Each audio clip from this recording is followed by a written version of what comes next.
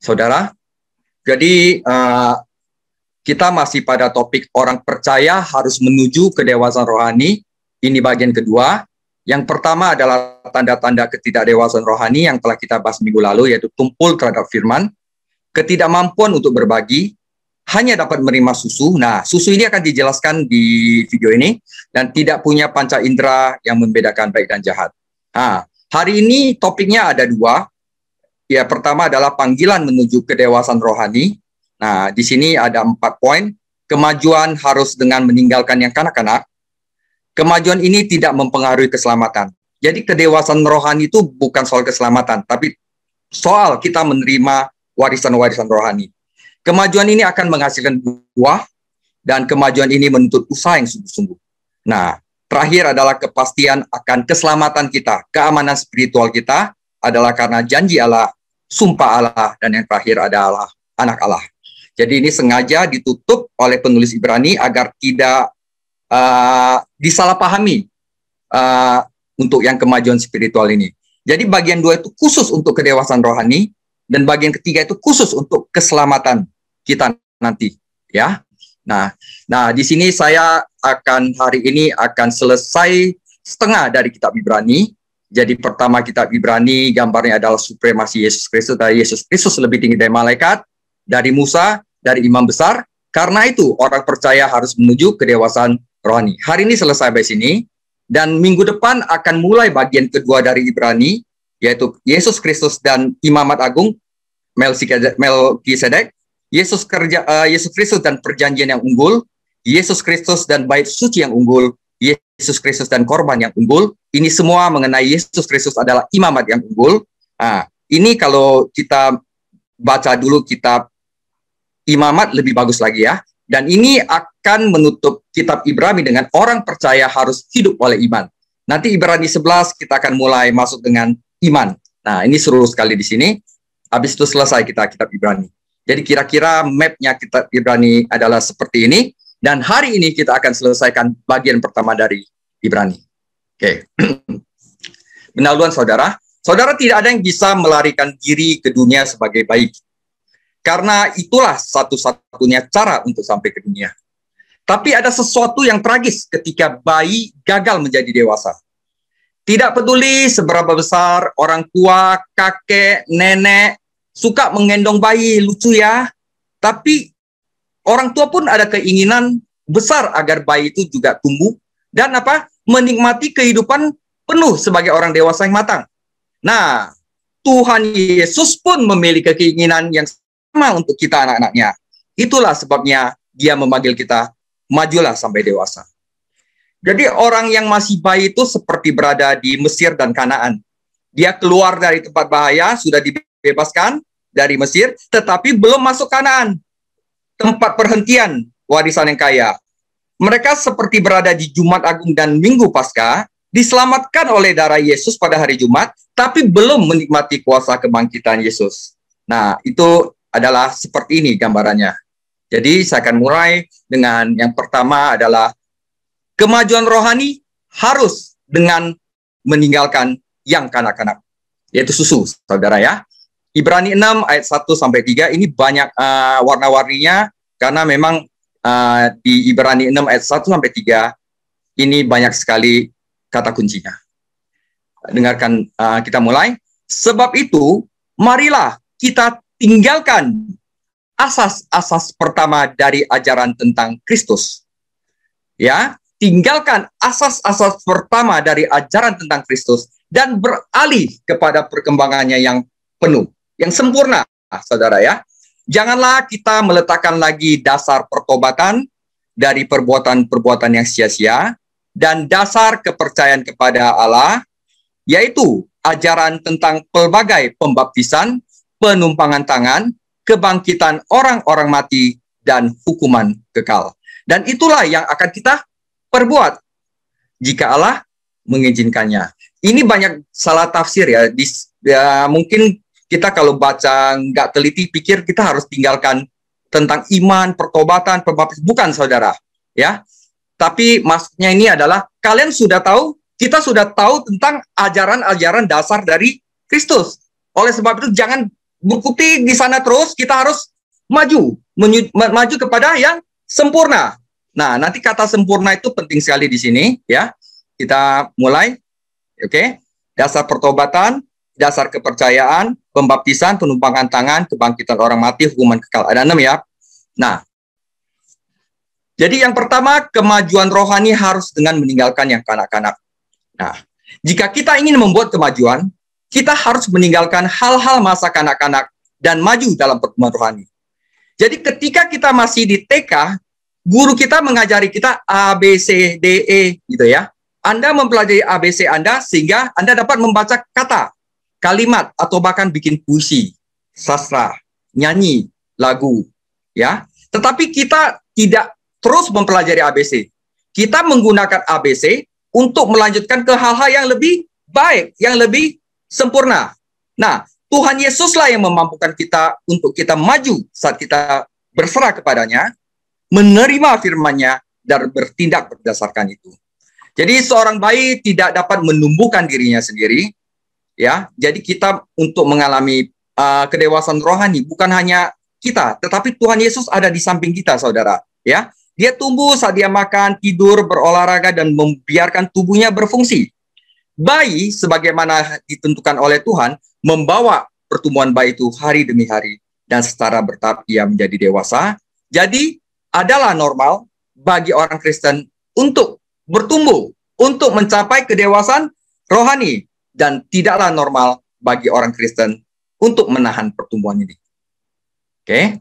Nah, yang tadi dikatakan ini adalah susu, yaitu 6 dasar asas-asas pokok pernyataan Allah. Pertama adalah pertobatan. Manusia masuk ke dalam spiritual pertama Kristen ada mulai dari pertobatan. Dengan dia bertobat, dia mulai iman kepada Allah. Ya, dengan dia beriman kepada Allah, dia memberi dirinya dibaptis, ya, hubungan dengan gereja. Dengan dia memberikan dirinya dibaptis, dia akan ditumpangi tangan oleh gembala untuk menjadi pelayan Tuhan, atau gembala bisa memberikan berkat kepada pelayan-pelayannya. Ini adalah hubungan dengan gereja. Dan setelah itu, mereka melayani dengan berharap nanti akan ada kebangkitan orang mati dan ada penghakiman kekal. Ini adalah hubungan dengan masa depan. Jadi 6 dasar asas pokok pernyataan Allah. Yang 2 ini adalah hubungan dengan Allah. Yang kedua adalah hubungan dengan gereja. Dan ketiga adalah hubungan dengan masa depan. Dan 6-6-nya ini adalah fondasi agama orang Yahudi dan juga menjadi fondasi orang Kristen sekarang. Ya. Nah, ini adalah susu, saudara. Kita jangan berkutat di sini terus, saudara. Ini bukannya tidak baik, ini baik. Ini adalah fondasi, saudara. Tetapi kita harus maju ke dalam yang namanya koneksi terhadap Kristus, keterikatan pada pribadi Yesus Kristus, mengenal Dia, ya. Nah, di sini ada satu kata yang saya akan bagikan adalah in Christos, di dalam Kristus. Jadi kalau kita ada koneksi di dalam Kristus, itu artinya Kristus ada di dalam kita dan kita ada di dalam firman-Nya. Jadi kalau misalnya Paulus mengatakan yang ku kehendaki adalah mengenal Dia, kata mengenal dalam bahasa Yunani ginosko, itu pas dengan kata waktu Adam bilang, Adam mengenal istrinya yaitu Hawa itu bersetubuh. Ya, yada dalam bahasa Ibrani. Itu cocok banget. Jadi di dalam Kristus artinya ada sesuatu yang masuk ke dalam diri kita dan kita ada di dalam Dia. Jadi bukan hanya tahu saja, tetapi ada suatu connection, satu keterikatan satu pribadi, yaitu Yesus Kristus. Itu namanya menjadi dewasa rohani, ya. Nah, ini ada hubungannya, kita sudah belajar Ibrani 1-5 tentang supremasi Yesus Kristus, bahwa Yesus Kristus lebih tinggi dari malaikat, nabi, Musa, imam besar. Nah, di titik ini, sekarang hubungan kita dengannya adalah yang terpenting. Iman Kristen yang sejati adalah keterikatan, connection, saudara, pada pribadi Kristus. Yaitu apa, saudara? Seperti yang saya sudah bagikan di minggu lalu, adalah secara intelektual dan kehendak, artinya kita harus menjadi sama dengan Kristus dan memiliki karakternya, yaitu karakter kasih. Yang diikutin 8 buah roh lagi ya, saudara. Nah, kedua, keterikatan dengan Kristus berarti keterlepasan dengan segalanya, saudara. Hanya Yesus saja, eksklusif. Jadi keterikatan dengan Kristus adalah eksklusif. Artinya apa? Kita dimerdekakan di dalam Kristus, kita tidak lagi di bawah hukum atau peraturan, tetapi hidup di dalam tuntunan kasih. Roh Kudus akan mengendalikan kita dari dalam.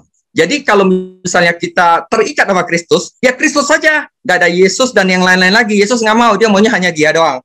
Seperti suami istri, maunya sama satu aja, nggak mau sama yang lain. Nah, itu namanya ya. Nah, dan kalau misalnya kita sudah sampai di dalam Kristus, saudara, ya, perubahan kita itu tidak dapat dibatalkan, permanen, saudara, dan bersifat kekal, saudara. Nah, kalau misalnya ada orang yang dibilang sudah di dalam Kristus, tapi balik lagi ke hukum atau apa, oh, kalau gitu, dia punya keterikatan pada pribadi Kristus itu adalah palsu. Seorang yang mempunyai keterikatan pada pribadi Kristus yang sejati, itu bersifat permanen dan bersifat kekal. Karena Kristus, firman Tuhan itu kekal, saudara. Ya, firman Tuhan itu kekal, kasih tidak berkesudahan, dan Roh Kudus itu juga kekal. Allah Tritunggal, ya. Nah, ini adalah kita dari sini, bukannya ini nggak baik, tetapi kita harus menjadi dewasa, yaitu di dalam Kristus, en Kristus. Saya kasih contoh-contohnya yang en Kristus, saudara, di dalam Kristus, ya. 2 Korintus 5 ayat 17, jadi siapa yang ada di dalam Kristus, ia adalah ciptaan baru, yang lama sudah berlalu, sesungguhnya yang baru sudah datang. Barang siapa mengatakan bahwa ia ada di dalam dia, ia wajib hidup sama seperti Kristus telah hidup. Efesus 2 ayat 10, karena kita ini buatan Allah, diciptakan di dalam Yesus Kristus, untuk melakukan pekerjaan baik yang dipersiapkan Allah sebelumnya, ia mau supaya kita hidup di dalamnya. 2 Korintus 13 ayat 5, ujilah dirimu sendiri, apakah kamu tetap tegak di dalam iman, selidikilah dirimu, kamu tidak yakin akan dirimu bahwa Kristus Yesus ada di dalam diri kamu, sebab jika tidak demikian, kamu tidak tahan uji. Efesus 4 ayat 32, tetapi hendaklah kamu ramah terhadap yang lain, penuh kasih mesra, dan saling mengampuni, sebagaimana Allah di dalam Kristus telah mengampuni kamu. Jadi orang yang di dalam Kristus udah pasti ramah, penuh kasih mesra, saling mengampuni, karena Kristus ada di dalam dia. Ya. Galatia 2 ayat 4, memang ada desakan-desakan dari saudara-saudara palsu yang menyusup masuk, yaitu mereka yang menyelundup ke dalam untuk menghadang kemerdekaan yang kita miliki di dalam Kristus Yesus, supaya dengan jalan itu mereka dapat memperhambakan kita.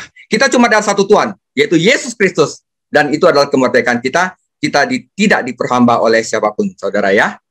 Galatia 3 ayat 28, dalam hal ini tidak ada orang Yahudi atau orang Yunani, tidak ada hamba atau orang merdeka, tidak ada laki-laki atau perempuan, karena kamu semuanya adalah satu di dalam Kristus Yesus. Efesus 1 ayat 11, aku katakan di dalam Kristus, karena di dalam dialah kami memiliki bagian yang dijanjikan, kami yang dari semula ditentukan untuk menerima bagian itu sesuai dengan maksud Allah. Maksudnya ini karunia mengajar, karunia menggembalakan, ini adalah dapat bagian, ya, yang di dalam segala sesuatu bekerja menurut keputusan kehendak Yesus Kristus. Galatia 5 ayat 1, supaya kita sungguh-sungguh merdeka, Kristus telah memerdekakan kita. Karena itu berdirilah teguh dan jangan mau lagi dikenakan kuk perhambaan. Jadi saudara, menjadi dewasa rohani itu artinya kita akan menjadi sama seperti Yesus, memiliki karakter buah roh itu, yang pertama adalah kasih, dan diikuti oleh 8 lainnya. Eksklusif, saudara, kita merdeka di dalam Kristus, segala sesuatu kita bisa lakukan sebebas-bebasnya, tetapi ada Roh Kudus yang mengendalikan kita dari dalam, sehingga kita hidup dalam tuntunan kasih. Dan ini bersifat permanen dan kekal. Karena apa? Kasih adalah kekal, Allah Bapa. Firman Tuhan kekal untuk selama-lamanya, Yesus Kristus. Dan yang ketiga, Roh Kudus adalah kekal. Nah, hanya Allah Tritunggal ini yang kekal dan sempurna. Yang lain itu adalah sementara. Oke. Kasih dan firman Tuhan dan Roh Kudus kekal. Ini bicara Allah Tritunggal ya. 1 Korintus 13 ayat 11. Ketika aku kanak-kanak, aku berkata-kata seperti kanak-kanak. Aku merasa seperti kanak-kanak. Aku berpikir seperti kanak-kanak. Sekarang sesudah aku menjadi dewasa, aku harus meninggalkan sifat kanak-kanak itu. Karena sekarang kita melihat dalam cermin suatu gambaran yang samar-samar, tetapi nanti kita akan melihat muka dengan muka. Sekarang aku hanya mengenal yang tidak sempurna, tetapi nanti aku akan mengenal yang sempurna, seperti aku sendiri dikenal. Demikianlah tinggal ketiga hal ini, yaitu iman, pengharapan, dan kasih. Dan yang paling besar di antaranya adalah kasih. Maksudnya, sisanya akan berlalu, hanya kasih yang sempurna. Oke, jadi kasih adalah sempurna dan kekal karena Allah Bapa sendiri, saudara. 1 Petrus 1 ayat 24 sampai 25.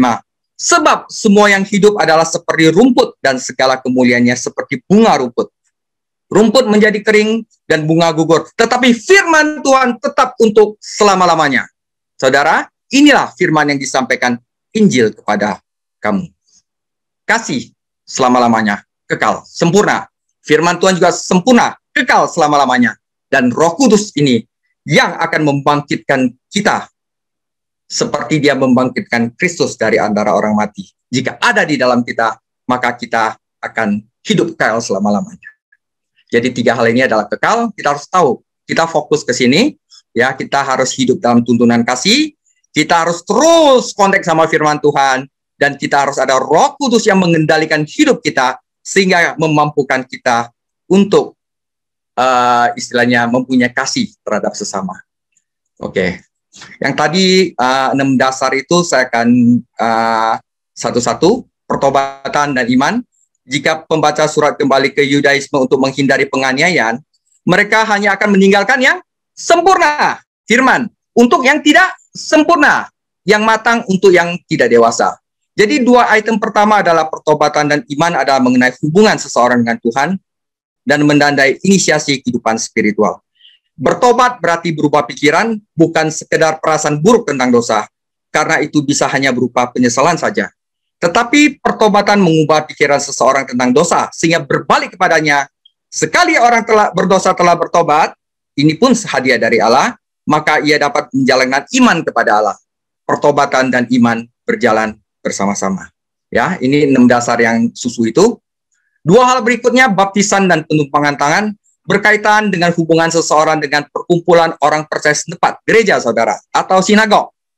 Dalam perjanjian baru, seorang yang bertobat dan percaya Kristus dibaptis dan menjadi bagian dari gereja lokal. Kata baptisan dalam bahasa Ibrani 6 ayat 2 adalah jamak dan dapat diterjemahkan sebagai pembasuhan. Jadi bukan baptiso, di sini baptisos, ya. Dalam bahasa Yunani artinya bisa berkaitan dengan orang Kristen sekarang, juga bisa berkaitan dengan orang Yahudi, yaitu pembasuhan. Sementara air sendiri tidak pernah membersihkan dosa, tetapi baptisan adalah simbol sesuatu yang ada di dalam. Baptisan adalah simbol di luar tentang sesuatu yang terjadi di dalam diri kita, ya. Dan penumpangan tangan melambangkan ketika gembala berbagi berkat kepada jemaatnya, atau seseorang yang ditumpang tangan untuk diinisiasi untuk pelayanan. Diutus, saudara, ya.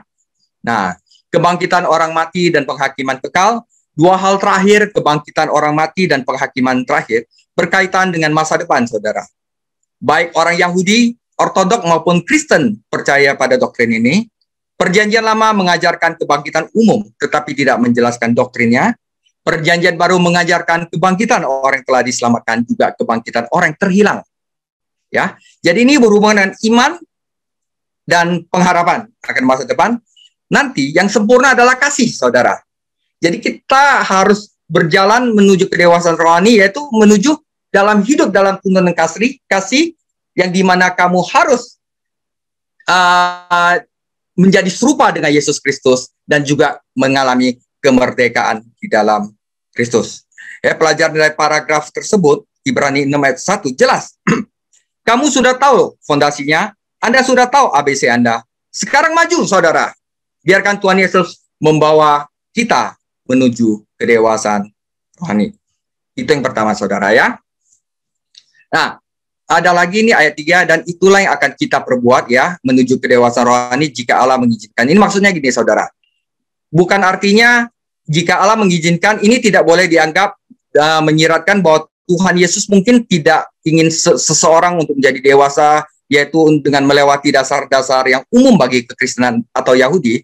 Tetapi artinya begini saudara, jika Allah mengizinkan, sebaliknya, ini mengungkapkan kita harus ketergantungan kepada Tuhan Yesus. Harus connect kepada Tuhan Yesus untuk menjadi dewasa.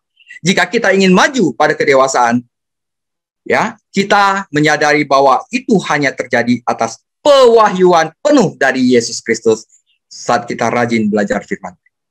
Nggak ada cara lain, saudara. Ya. Nah, sekarang bagian kedua, Ibrani 6 ayat 4-6.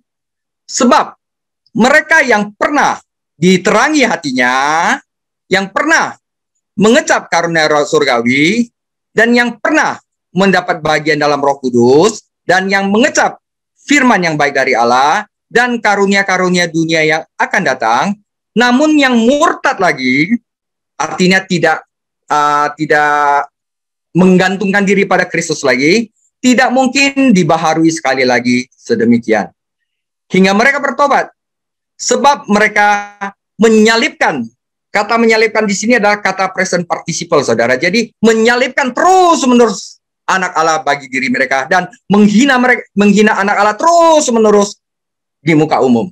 Ya, jadi ini kira-kira arti gamblangnya seperti itu. Nah, yang saya kasih merah-merah itu mungkin kita harus agak sedikit riset, saudara ya. Jadi ada kata diterangi, mengecap, mendapat bagian, murtad, dan tidak mungkin. Ini adalah 5 kata kunci bagian 2. Jadi diterangi, bahasa Inggrisnya enlighten, Greeknya adalah potishentas, ini artinya diterangi hatinya, ini berarti diberikan terang, dibuat menjadi mengerti, dengan kata lain diberi pengertian.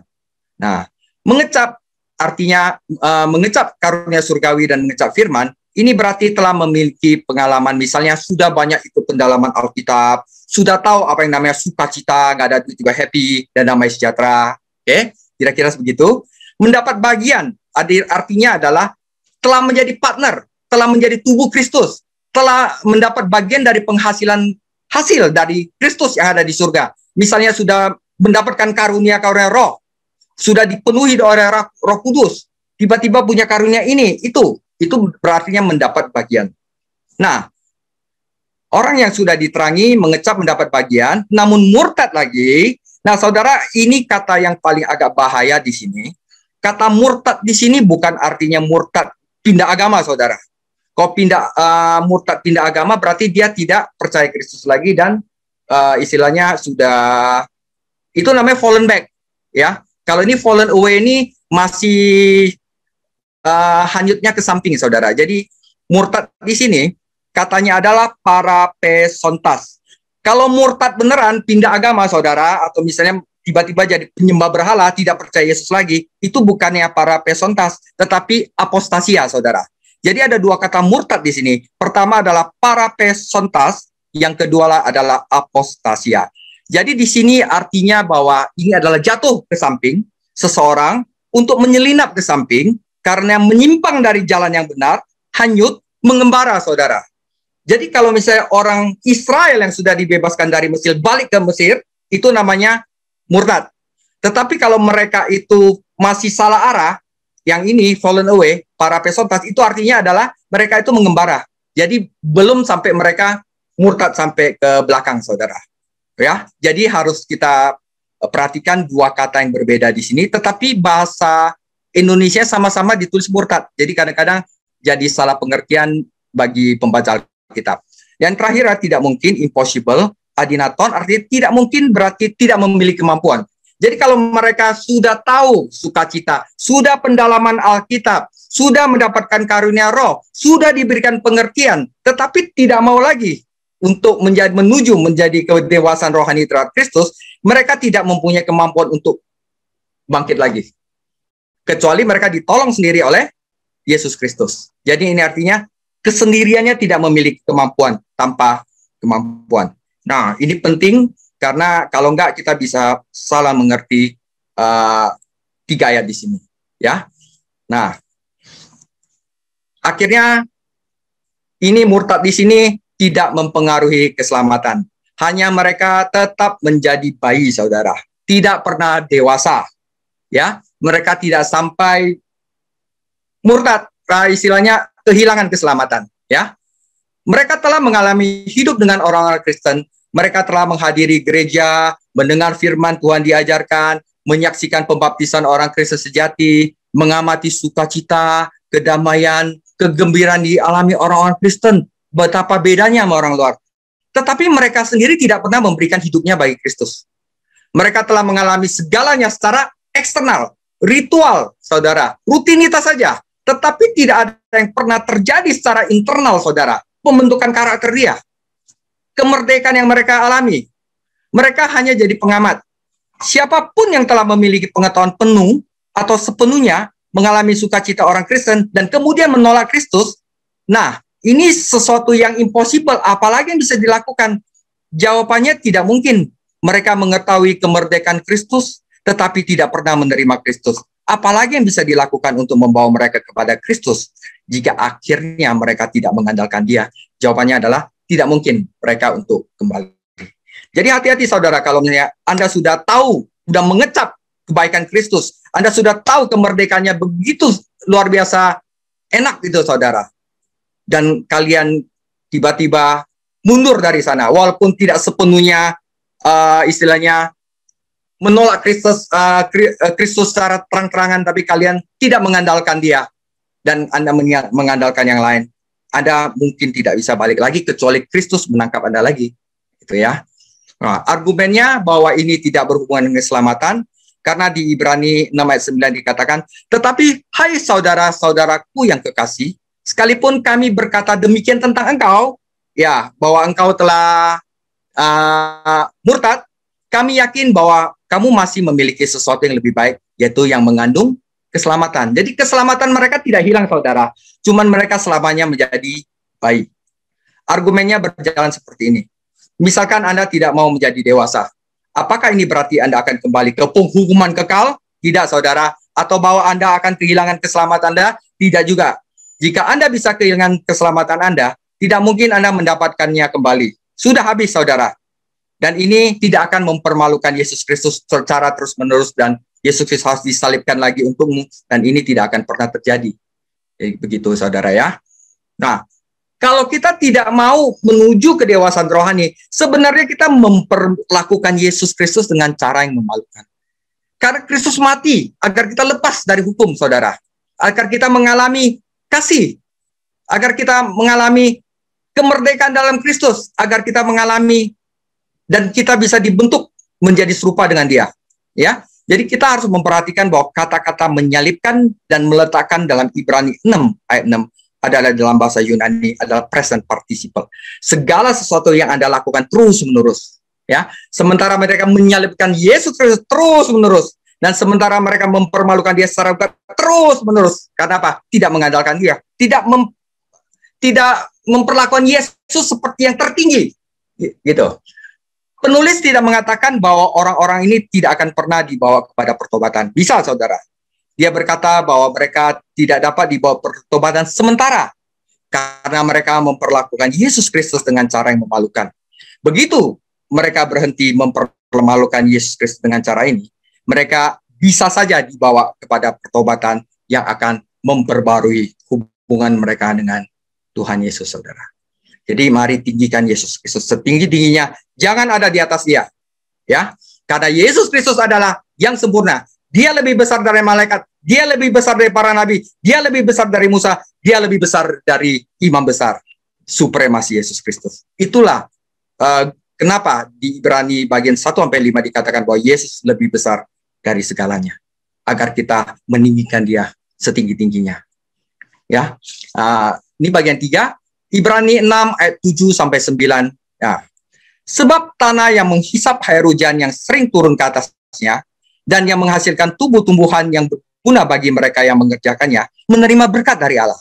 Ya, jadi hati kita yang menghisap firman yang turun terus, ya, menerima berkat dari Allah, saudara. Ya, tetapi jikalau tanah itu menghasilkan semak duri dan rumput duri, tidaklah ia berguna dan sudah dekat pada kutuk yang berakhir pada pembakaran. Jadi bukan tanah itu yang dibakar, saudara. Hasil kita itu tidak berguna. Yang dibakar itu adalah semak duri dan rumput duri. Jadi, tetapi, hai saudara-saudaraku yang kekasih, sekalipun kami berkata demikian tentang kamu, kami yakin bahwa kamu memiliki sesuatu yang lebih baik, yang mengandung keselamatan. Saudara ya. Nah, kemajuan ini akan menghasilkan buah, saudara ya. Jadi ilustrasi ladang ini mengingatkan kita pada perumpamaan Tuhan kita tentang penabur, serta ajaran Paulus tentang api yang menguji pekerjaan kita. Jadi sebuah ladang membuktikan nilainya dengan menghasilkan buah. Dan orang percaya sejati, saat ia membuat kemajuan rohani, menghasilkan buah untuk kemuliaan Tuhan. Perhatikan bahwa duri yang dibakar bukan ladang yang dibakar. Tuhan tidak pernah mengutuk miliknya. Ya. Nah, buah di sini adalah bukan buah pertobatan dan buah keselamatan, tetapi ini adalah buah karakter, yaitu buah-buah yang tumbuh karena kita makin serupa dengan Yesus. Dan 8 karakter dari satu buah roh itu adalah karakter dari Tuhan Yesus sendiri. Jadi kalau kita menuju kepada 9 buah itu, bukan 8, 9, ya, berarti kita mulai menjadi serupa dengan Yesus Kristus, ya. Jadi ini adalah buah dari karakter yang dihasilkan oleh roh saat kita menjadi dewasa dalam Kristus. Ya, orang yang tidak dewasa dalam Kristus, yang tidak connect dengan Kristus, tidak mungkin menghasilkan buah, saudara. Tetapi dia khawatir agar mereka tidak bersandar pada pencapaian mereka dan tidak memaksakan diri untuk mencapai kedewasaan penuh. Kita harus paksa, saudara, agar kita mencapai kedewasaan penuh dan menikmati warisan Tuhan yang kaya. Sebenarnya jadi orang Kristus itu paling enak, saudara. Kita aja kadang-kadang yang enak kita nggak mau, saudara. Mau yang susah. Kita diajar untuk jadi merdeka kok. Merdeka tetapi mengasihi. Itu aja, saudara. Nah, ya. Nah, ini yang terakhir dalam pandangan itu.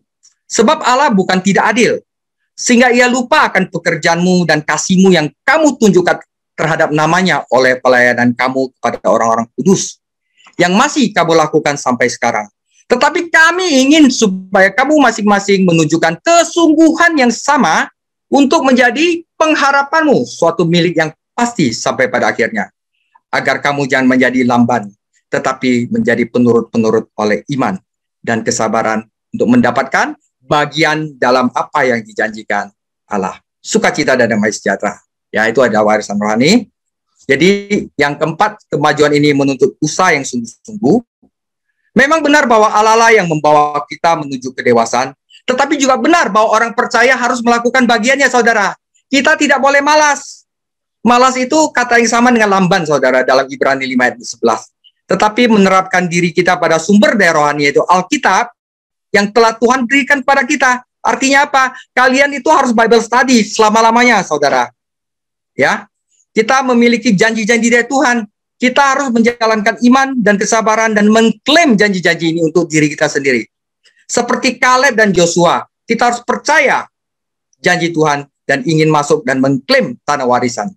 Ilustrasi ladang tadi dan nasihat-nasihat untuk rajin Bible study, saudara, selalu mengingatkan kita akan peringatan Salomo. Ini sengaja saya tulis, ya saudara ya.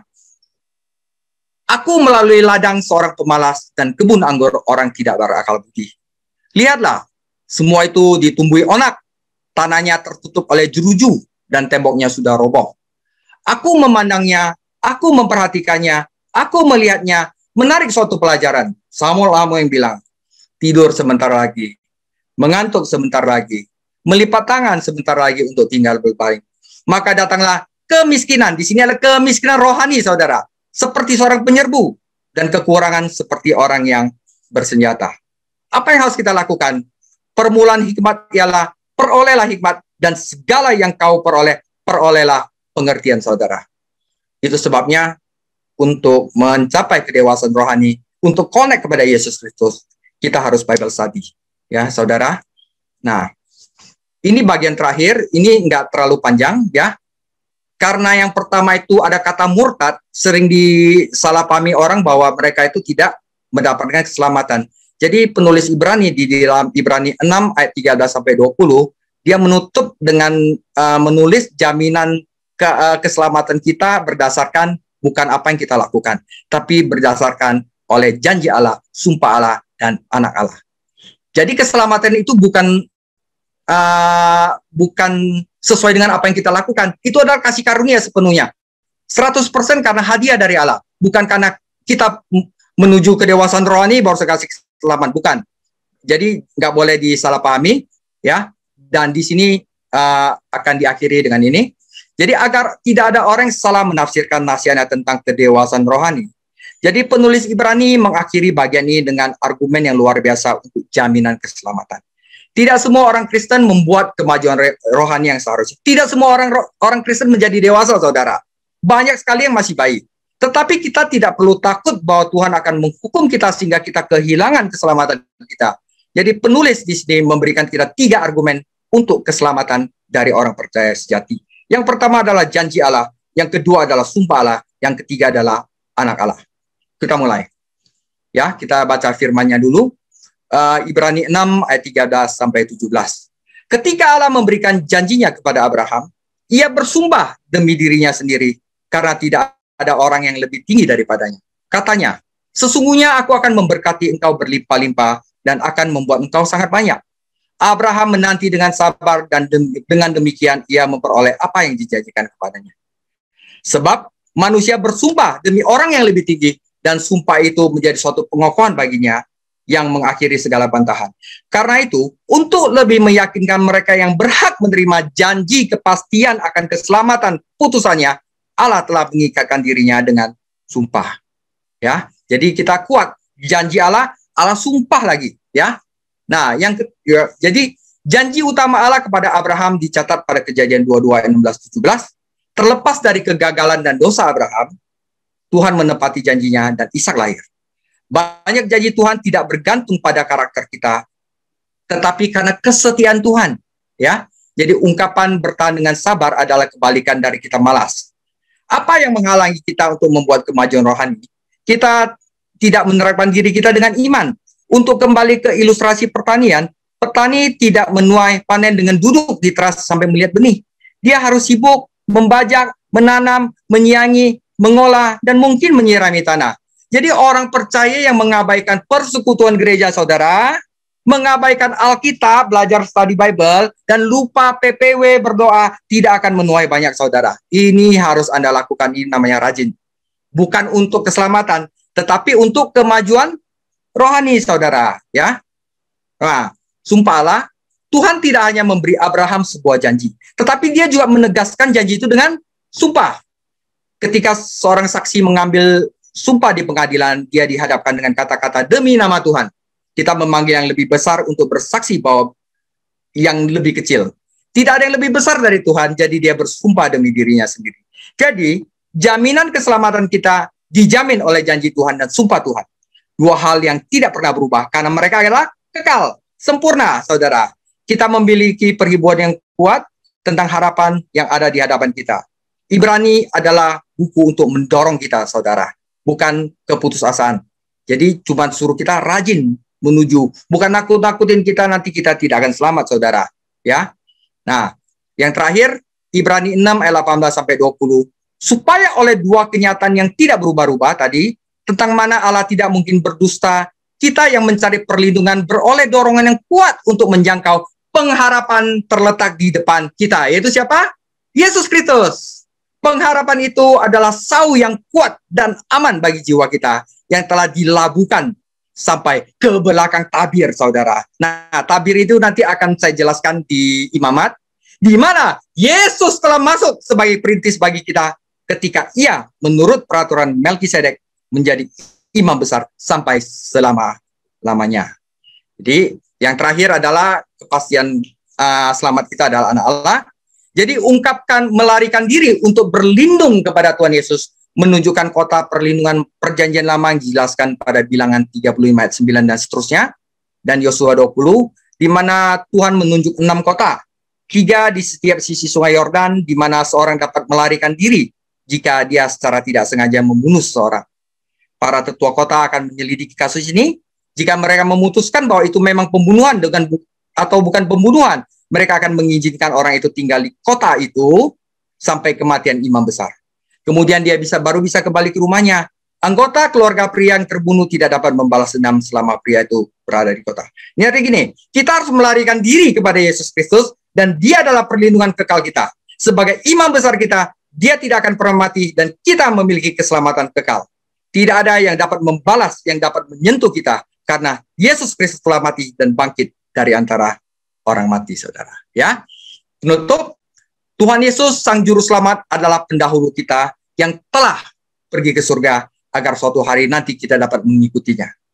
Imam besar perjanjian lama bukan pendahulu, karena tidak ada yang bisa mengikutinya ke ruang maha kudus. Tetapi Yesus Kristus telah pergi ke surga agar suatu hari kita dapat mengikutinya. Saudara, orang percaya harus terus menjadi dewasa. Dan Tuhan Yesus telah memungkinkan kita untuk melakukannya. Jadi jika kita mulai menyimpang dari firman dan hanyut, maka kita juga akan memulai meragukan firman yang membuat kekerasan hati.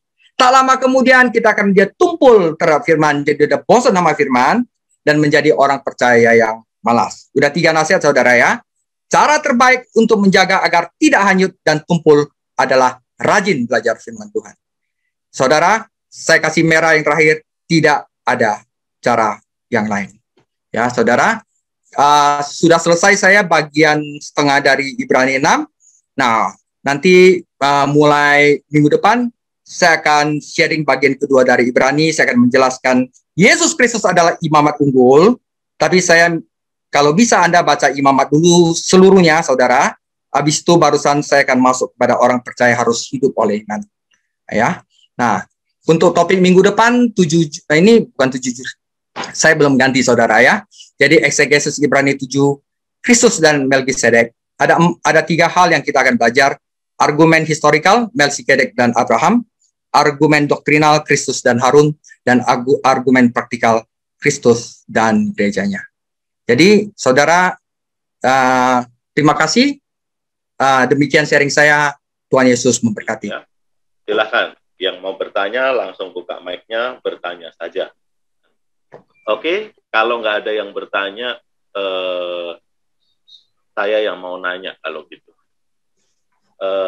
Pak David, kalau gini, kalau ketidakdewasaan rohani, ya di sekitar kita itu banyak kan, rekan kita ke gereja itu banyak gitu, teman kita ke gereja, puluhan tahun ke gereja, bahkan udah pendoa, bahkan pemain musik, bahkan katanya udah dengar suara Tuhan, tapi masih kadang menjadi orang yang menjengkelkan gitu ya. Jadi artinya kan itu dia sebenarnya nggak dewasa rohani kan, punya karakter yang nggak dewasa. Nah pertanyaannya itu gini, itu kan nggak, orang yang nggak dewasa rohani tetap masuk surga, nggak, keselamatannya nggak hilang. Ya. Kalau begitu apa yang hilang kalau kita nggak jadi dewasa? Kalau bisa kita tidak jadi dewasa, banyak yang hilang, Pak. Jadi kalau misalnya kita tidak dewasa dalam Kristus, kita tidak mengalami yang namanya sukacita. Sukacita ini dalam keadaan apapun, punya duit, gak ada duit, lagi keadaan sakit, karena apa, nggak ada efek sama sekali, tenang semua, itu berharga sekali. Ketiga, damai sejahtera, istilahnya gitu. Saya nggak khawatir hidup saya 1 tahun lagi, hari ini sama sekali nggak ada uang, besok saya nggak khawatir, besok saya nggak makan. Itu sesuatu yang susah sekali dijelaskan, tapi kalau kita ada di dalam Kristus, itu hilang semua, Pak. Semua hal-hal kayak begitu. Dan yang kedua itu, kita merasakan kayak tiap hari ada yang ngajar gitu. Kalau saya, karunia roh saya itu adalah tiap hari itu Roh Kudus tiap hari ngajar saya, Pak. Tapi saya nggak bisa seperti Pak Gembala yang ngibur itu, saya sakit banget. Jadi karunia saya itu hanya diberikan oleh Roh Kudus sesuai dengan yang dikehendaki dia kepada saya. Dan itu saya merasakan gitu, Pak. Dan itu rasanya berarti ada keamanan spiritual banget di sini, Pak. Saya pasti masuk surga. Roh Kudus ada di dalam saya. Itu loh, Pak. Dan ini kalau orang dewasa rohani, mereka kan mengalami kebimbangan selama hidupnya, Pak. Akhirnya dia ke gereja hanya, Tuhan tolong saya, bulan kosong, Pak. Nggak firm gitu, Pak. Karena mereka tidak belajar firman Tuhan dengan mantap. Kira-kira begitu, Pak. Ya, haleluya. Berarti kalau nggak dewasa rohani, itu ya, kerugiannya tadi ya. Dia nggak bisa menikmati hidup ini ya. Jadi hidup ini penuh kekhawatiran, gitu ya. Akhirnya berbuat dosa karena itu, Pak. Karena takut. Kalau dia damai, dia tidak akan berbuat dosa. Ya, tapi dosanya juga dosa yang enggak, memang sih keselamatannya enggak hilang gitu ya. Tapi ibaratnya enggak mengalami janji-janji Tuhan ya di dalam hidupnya. Ruginya itu ya. Ruginya banyak banget. Betul. Jadi kalau kita enggak dewasa rohani, ada yang rugi nih. Jadi ruginya kita adalah kita enggak menikmati apa yang Tuhan janjikan. Ya. Karena Tuhan memang nggak bisa berikan gitu Pak ya, nggak bisa berikan dalam hidup kita karena kita belum dewasa. Orang yang belum dewasa kan nggak bisa dikasih rumah kan. Orang yang udah dewasa dikasih rumah sama Tuhan, gitu kan. Akil balik masalahnya. Belum akil balik nggak bisa dikasih warisan Pak. Betul ya. Sampai mati ada orang Kristen yang gini, sampai mati dia nggak bisa terima warisan gitu ya. Ya. Betul. Karena dia nggak jadi dewasa. Oke, saya rasa itu ruginya lah kalau kita nggak jadi dewasa rohani. Nah, jadi kalau Bapak, rekan-rekan ya kita semua mau terima janji Tuhan, ayo jadi dewasa. Oke, saya tunggu rekan-rekan yang lain mungkin ada pertanyaan. Kalau dari tadi sih saya memang mau nanya itu. Saya persilahkan. Masih ada waktu. Silahkan. Pak David, saya mau nanya nih. Ya, ya Pak. Di ayat 18 itu dua kenyataan yang tidak berubah-ubah itu konteksnya apa ya? Janji Allah dan sumpah Allah. Karena menurut di sini kan di bagian terakhir itu bicara tentang pengharapan. Nah, di ayat 19 itu bicara tentang pengharapan, pengharapan itu seperti sauh atau yang ini yang kuat. Artinya bukan. Nah, saya bilang menurut Pak David itu dua kenyataan yang tidak berubah-ubah itu tentang itu. Karena dibilang di ayat selanjutnya kan Allah itu tidak mungkin berdusta dan mencari perlindungan. Nah, saya agak sedikit ini karena kalau dibicara di ininya kan dalam bahasa Yunaninya tuh amatetos ya. Amatetos tuh bukan berbicara tentang dua kenyataan, tapi justru ini kayak seperti terjemahan yang agak rancu menurut saya sih. Ya. Nah, menurut Pak David nih, dua kenyataan ini konteksnya apa gitu ya? Jadi ayat 13 sampai ayat 15 itu mengatakan kita itu bisa pegang janji Allah. Janji Allah itu tidak akan pernah berubah karena Allah itu setia dan Allah itu lebih meninggikan namanya dibanding dirinya sendiri. Dia tidak akan ngomong dia itu tiba-tiba gagal gitu ya. Jadi janji Allah itu bisa percayai. Ditambah lagi dia bersumpah demi dirinya sendiri. Dua ini adalah kenyataan yang tidak akan pernah berubah untuk selama-lamanya. Kalaupun ada ini, ditambah lagi adalah kita punya iman kepada perlindungan kita pada Yesus Kristus sebagai imam besar kita. Maka ini adalah kepastian keselamatan kita. Jadi tiga hal. Nah, menindaklanjuti yang Pak David bilang itu kan bisa dibilang bahwa agak kontradiksi di ayat 1 dan 3 ya, karena itu berbicara tentang meninggalkan berbagai ajaran-ajaran dasar atau asas-asas ini, karena bicara itu kan berarti bicara tentang pertobatan, baptisan, dan itu kan ini. Jadi ada semacam ini ya, ayat 1 sampai 3 itu dan di ayat 15 ke atas itu agak kontradiktif. Menurut Pak David itu kenapa bisa begitu ya? Ini Pak, yang ayat 1-3 itu bukan meninggalkan, dia tuh kita tidak percaya lagi, tapi ditinggalkan agar kita bisa maju untuk yang berikutnya. Jadi jangan kita putar lagi di sana-sana aja gitu Pak. Bahwa itu bukan berbicara meninggalkan, justru itu kita harus bertumbuh dewasa seperti yang Pak David bilang. Artinya ininya. Tapi justru itu ayat 1-3 itu seperti orang lain yang bicara secara penulisan ininya, secara teologisnya. Di ayat 15 itu seperti tulisan orang lain. Kira-kira begitu menurut secara ininya. Karena dia berbicara dua hal yang berbeda, Pak. Jadi dia ingin bedakan tentang kedewasaan rohani dan kepastian spiritual. Takutnya pembacanya itu salah sangka bahwa kedewasaan rohani itu dibilang murtad, akhirnya tidak selamat. Jadi dia teguhkan di belakang gitu loh. Ya, paham. Makanya kok saya agak sedikit kenapa di terjemahan bahasa Indonesianya itu dua kenyataan yang tidak berubah-ubah dan semacam ada ini semacam ada anomali begitu. Dan di kalau kita baca di Perjanjian Lama di kitab Bilangan atau dibilang bahwa Allah itu bukan manusia sehingga dia berdusta. Jadi semacam ada ini tarik ke belakang. Kalau kita lihat secara hermeneutikanya, dia punya ini kok malah ke ini bisa ke ke ini tulis di bilangan 23 ayat 19 seperti itu. Kelihatannya seperti itu. Iya Dan Pak, benar. nah, justru saya bilang kok ini jadi semacam ini ya agak rancu. Mungkin kita bisa mengkritik ya bukan mengkritisi ya lebih tepatnya sih mungkin terjemahan Indonesia ini harus banyak Betul. di ini karena bisa menimbulkan kesalahpahaman. Nah, seperti Ya, yang Pak David bilang itu memang betul bahwa kita bukan meninggalkan ajaran dasar. Artinya ajaran dasar itu justru itu yang mengokohkan kita punya ini. ya, Bertemu dewasa. Kira-kira betul begitu Pak. ya Pak David ya. Betul, betul, betul. Ya. Oke Pak David. Sorry, saya agak Aduh, nanti Pak Vin gak nanti bilang. apa-apa. Ya, Oke, nggak apa-apa. Yang penting, Silakan Mas Vin lanjut. oke Pak Hari, nggak apa-apa. Yang penting Pak Hari mulai sekarang sudah tahu, gitu ya, bahwa maksudnya adalah meninggalkan, ya itu meningkatkan ternyata ya, bukan meninggalkan, tapi meningkatkan. Biarlah Betul. yang lama itu menjadi dasar untuk Betul. kita naik. Rupanya amin. seperti itu. Haleluya. Oke, kita akan akhiri. Yuk kita naik.